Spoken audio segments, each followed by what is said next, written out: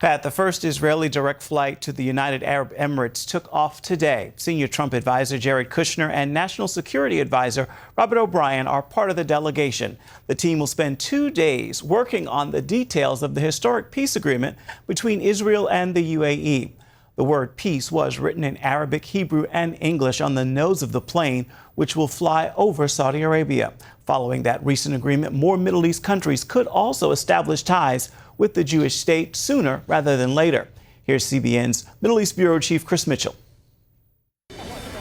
Whether it's the mutual threat of Iran, COVID-19, or other interests that inspired the Israel-UAE peace deal, investors believe it's just the beginning. It's the third peace treaty signed between Israel and one of its Arab neighbors. The first one in '79 with Egypt was transformational.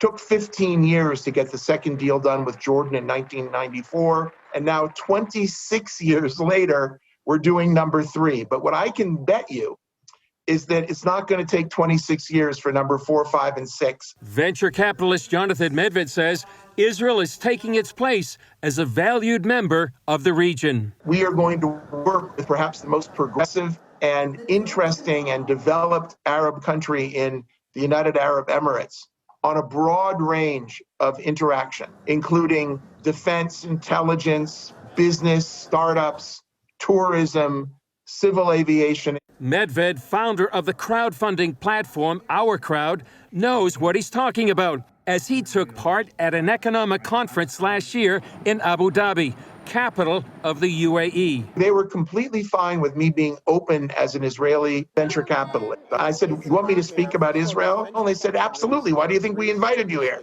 We want you to talk about Israel." Medved saw signs then that the two countries were moving closer. What's rare is to find another country that has the same kind of breadth of interest that Israel represents in terms of its startup nation technology prowess. Medved says while the Israel-UAE deal is a win-win for the two countries, it has the potential to succeed on a higher level. But ultimately it will be good for the world, because this is a major step forward in terms of putting to bed this 72-year-old conflict, which has taken so much attention and cost so much money and lives and sorrow. And we're moving into a new phase where people are saying, you know what, this is not about one side winning or one side losing. This is about accepting reality. And the reality is that Israel is here to stay. Chris Mitchell, CBN News, Jerusalem.